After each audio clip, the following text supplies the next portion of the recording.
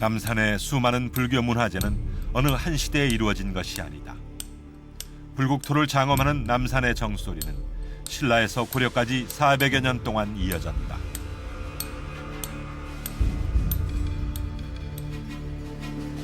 화려한 불교 미술품을 남긴 신라 불교는 삼국 중에서 가장 늦게 출발됐다. 신라는 이차돈 순교라는 극단적인 방법을 통해 불교를 공인하게 된다.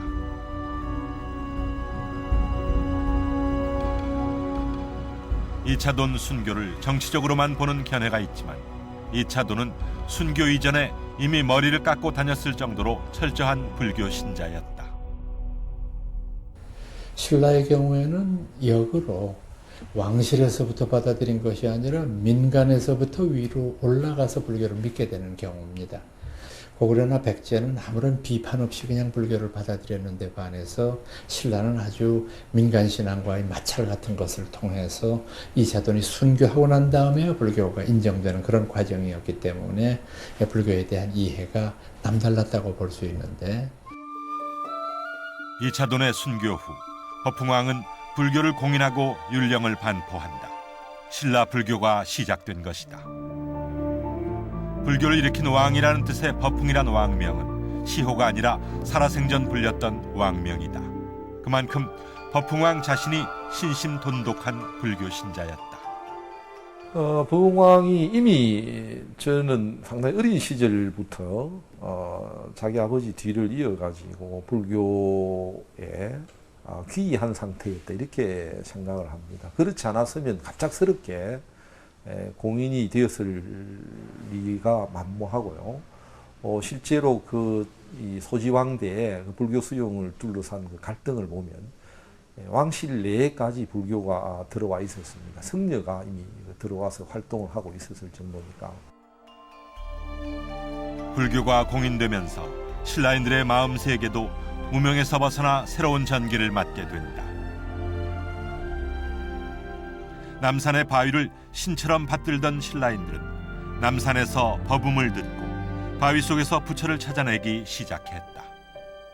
저는 이 신라 불교의 특징을 어떻게 보느냐 하면은 우선 군주들의 불교관이 건전했어요.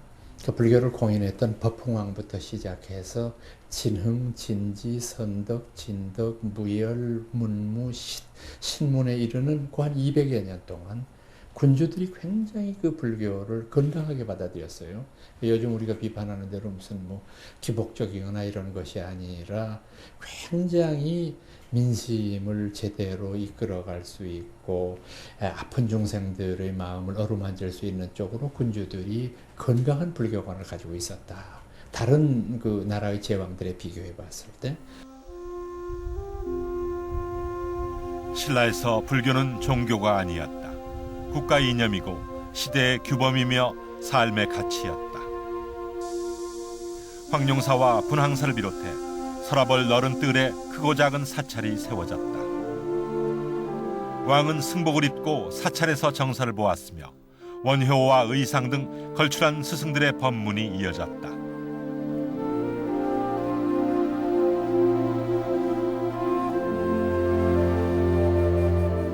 원효 스님이 불의 법문으로 원흉의 도리를 설파하며 주장자를 내리쳤던 황룡사 터에는 그 시절의 불교 중흥을 대변하듯 당간지주가 우뚝하다.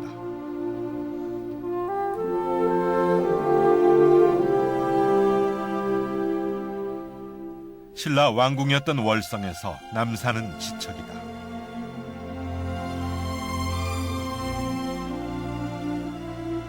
왕이 머물렀던 월성과 남산 사이에는 형산강의 지류인 문천이 흐른다. 월성교는 월성과 남산을 잇는 다리였다. 왕들은 월성교를 지나 남산에 자주 올랐다는 기록이 있다.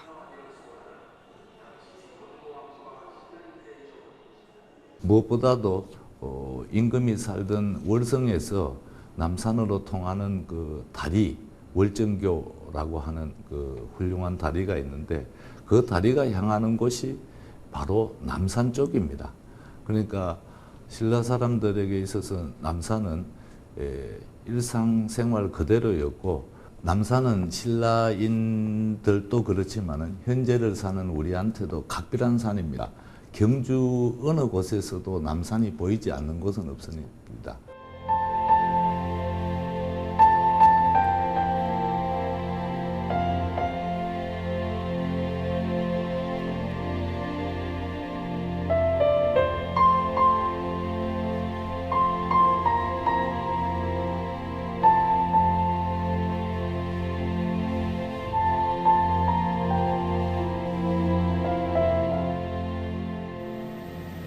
남산에 기대어 통일의 대업을 이루었던 신라의 불심은 남산 자락 곳곳에 수많은 절터를 남겨놓았다.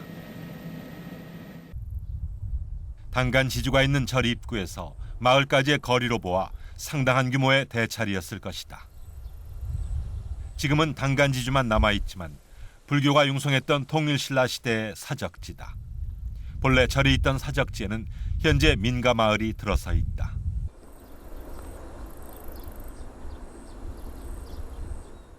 남산 동쪽 자락에는 동탑과 서탑으로 이루어진 남산리 3층 쌍탑이 있다. 천년 세월의 흔적 없이 묻힌 곳은 또 얼마나 많겠는가.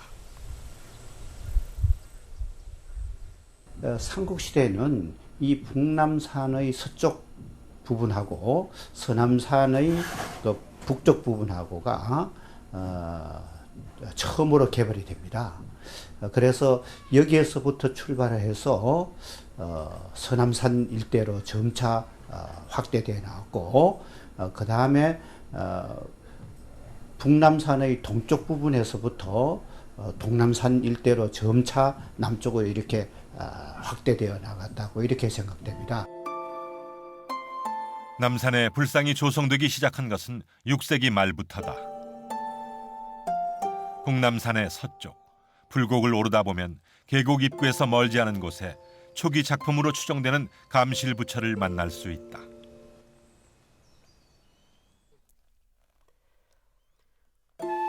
상호가 마냥 자애로운 할머니 같다 하여 할매부처로 불리기도 한다. 6세기 말에 조성된 것으로 석굴암의 원형으로 보고 있다.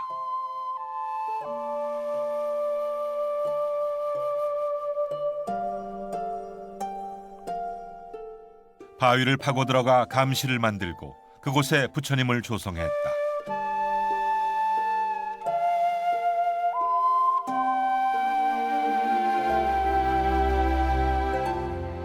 남산 불적 가운데 가장 오래된 또 하나의 작품이 탑곡 마애불상군이다. 바위의 동서남북 사면에 불상과 불탑 등 신라인이 생각했던 불국토의 모습이 다양하게 새겨져 있다. 바위를 화폭처럼 사용한 신라인의 조각 솜씨도 놀랍지만 바위면을 채우고 있는 불국토의 구성 내용은 경이롭기까지 하다. 9층탑과 7층탑 사이에 열의 좌상을 모시고 부처님의 머리 위를 1000개로 장엄했는가 하면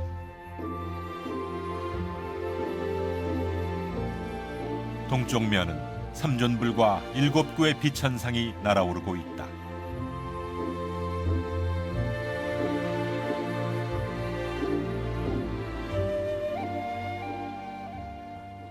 제가 그 일방적인 해석인지 몰라도 저는 거기에 뭐 수십 차례 가봤는데 가면서 받았던 느낌은 이곳이 불국토 중에 불국토를 그려놓았던 것이 아닌가, 감히 그렇게 저는 받아들이고 있습니다.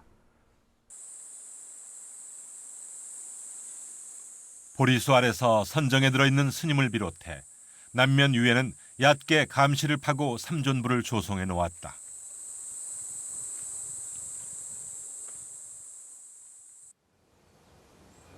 채색 흔적이 선연한 삼존불 앞에는 후대에 조성된 입상불이 세워져 있다. 탑곡 마의 조상군은 신라의 초기 종파였던 신인종의 불국토 사상을 엿볼 수 있는 귀중한 자산이다. 경주 남산에는 거의 신라에 유행했던 여러 불교 종파가 거의 다 이 안에 있었던 것 같아요. 제가 그 용장곡의 법상족 계통을 말씀을 드렸지만은 포석정이 있는 뒷계곡 포석계 쪽으로 보면은 이거는 분명하게 화엄적인 특성을 가지고 있는 그런 탑들이 모셔져 있었거든요. 그 다음에 다른 그 정토종 계통의 믿음을 가지고 아미타부 천임을 표방하는 이런 그 불상들도 많이 조성이 돼 있었고, 그렇게 봤을 때 결국 남산은 다양한 불교의 종파들의 집합소였다고 볼 수 있고, 우리 한국 불교를 회통불교라고 규정할 수 있다고 한다면 그 하나의 모델이 될 수 있는 지역이라고 생각을 합니다. 7세기 이후 신라 불교는 사상과 신앙면에서 다양하게 전개되었다. 남산에 기대어 있던 100여 개의 사찰들은 종파는 달라도 신라 불교라는 하나의 큰 흐름을 만들어 갔다. 남산을 수행터로 삼았던 신라의 고승들은 기적 같은 전설과 설화를 남기며 남산을 불국토로 장엄했다.